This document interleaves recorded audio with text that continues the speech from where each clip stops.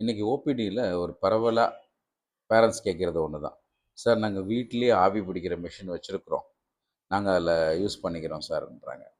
இதில் பாயிண்ட் என்னென்னா, இது காமன்லி மிஸ்யூஸ்டு ட்ரக் என்ன அதில் போடுறாங்க அப்படின்னா சால்புட்டமால். இந்த சால்புட்டமால்ன்றது ஒரு ரெஸ்கியூ ட்ரக். ஒரு மூச்சடப்போ பிராங்கோஸ்பேசமோ இருந்தால் அப்போ கொடுக்க வேண்டிய ட்ரக். ஆனால் சாதாரண சின்ன சின்ன மூக்கு ஒழுகிறதுக்கும் சின்ன சின்ன கோல்டுங்களுக்கும் அது மிஸ்யூஸ் பண்ணுறாங்க. ஒரு காலகட்டத்தில் ஒரு குழந்தைக்கு நிஜமாகவே ஒரு ஆக்சிஜன் லெவல் கம்மியாக இருக்குது, அது ஒரு ஹைபாக்சிக் ஸ்டேட்டில் இருக்குன்னா, இந்த ரிப்பீட்டடாக நெபுலைசர் சால்புட்டமால் யூஸ் பண்ணி வைக்கும் பொழுது இன்னும் ஆக்சிஜன் கம்மியாகி சடனாக கார்டியாக் அரெஸ்ட் வர்றதுக்கு கூட வாய்ப்பு இருக்குது. ஆகையால் இந்த salbutamol should be always used in the hospital setup with oxygen.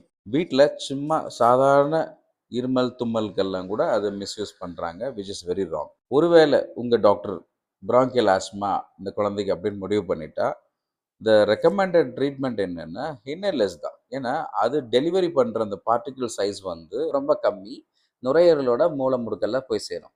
ஆனால் நெபுலைசரில் அந்த மாதிரி ரொம்ப டைனி பார்ட்டிகல்ஸ் போய் ரீச் ஆகாது. ஸோ அட்வான்டேஜ் வந்து இன்னர்லெஸ் தான். அதே மாதிரி நீங்கள் வீட்லேயே அந்த டியூப் எல்லாம் ஒழுங்காக க்ளீன் பண்ணலை, அந்த ஃபில்டர்ஸ் க்ளீன் பண்ணல நெபுலைசர் மிஷின்லன்னா, இந்த பாக்டீரியல் இன்ஃபெக்ஷனும் இந்த ஃபங்கஸ் இன்ஃபெக்ஷனும் லங்ஸ்க்கும் ஆட்டோமேட்டிக்காக உள்ளே போய் செகண்டரி இன்ஃபெக்ஷன் தான் கொண்டு வரும்.